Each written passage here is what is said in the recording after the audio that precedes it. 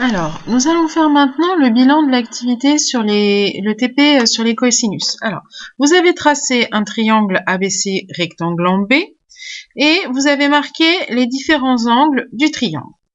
Vous avez relevé la longueur AB, la longueur AC et calculé le quotient AB sur AC. Vous avez ensuite fait bouger le point B.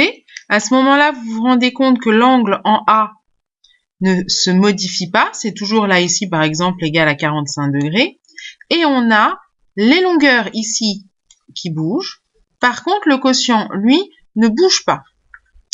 Maintenant, si je modifie mon angle, donc ici j'ai l'angle qui varie, qu'est-ce que je vois à ce moment-là? J'ai les longueurs, alors j'ai plus la longueur AC qui varie, et le quotient varie lui aussi.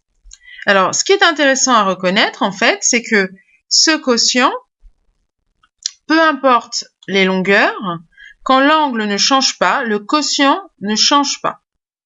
Et d'ailleurs, quand vous placez un point E n'importe où, un point D n'importe où sur AB et que vous tracez la perpendiculaire, eh bien, on va avoir que le quotient AD sur AB est égal à AE sur AC parce que on peut appliquer le théorème de Thalès avec deux droites perpendiculaires à une même droite qui sont donc parallèles entre elles. Et avec un jeu des produits en croix, on va pouvoir dire que AD sur AE, c'est aussi égal à AB sur AC. Donc, pour un même angle, le quotient AD sur AE, c'est le même que AB sur AC et peu importe la mesure des longueurs AB et AC. Ce quotient AB sur AC ne change pas. Et comme ce quotient reste constant, on lui donne un nom et on l'appelle cosinus, cosinus de l'angle A.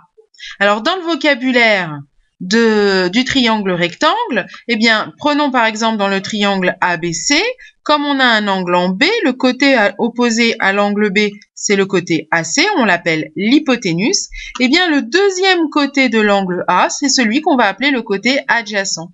Et donc, on va définir le cosinus d'un angle comme étant le rapport du côté adjacent de l'angle en A divisé par l'hypoténuse.